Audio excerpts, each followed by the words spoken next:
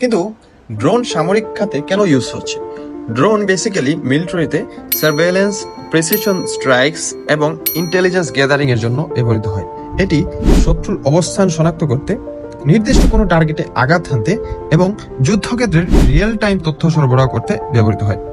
Drone ব্যবহারের ফলে মানুষের ঝুঁকি কমে যায়, দ্রুত এবং কম খরচে সামরিক অভিযান পরিচালনা করা সম্ভব হয়। বিশেষ করে বাইরাক্তার TB2 এর মতো ড্রোন যুদ্ধের কৌশলটাই বদলে দিচ্ছে, শক্তিশালী এয়ার ডিফেন্স সিস্টেম ব্যাট করে টার্গেটে আঘাত হানতে সক্ষম হচ্ছে।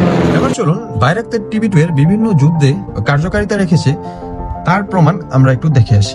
রাশিয়া ইউক্রেন যুদ্ধে ইউক্রেন রাশিয়ার বিরুদ্ধে বাইরাক্তার TB2 দিয়ে বেশ কয়েকটি গুরুত্বপূর্ণ অপারেশন পরিচালনা করেছিল।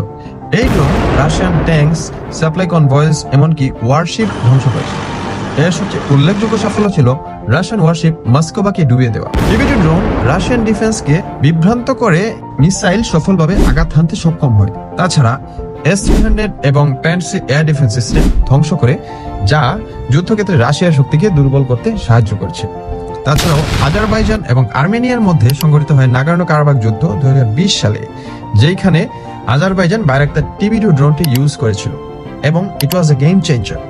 এই ড্রোন আমেরিকান ট্যাঙ্কস, আর্টিলারি এবং এয়ার ডিফেন্স সিস্টেম একের পর এক ধ্বংস করে, যা আজারবাইজানের ভিক্টরিতে অসম্ভব বড় ভূমিকা রাখে। এই সাফল্যগুলি প্রমাণ করে যে বাইরাক্তার TB2 যে কোনো মিলিটারি ফোর্সকে চ্যালেঞ্জ করতে পারে।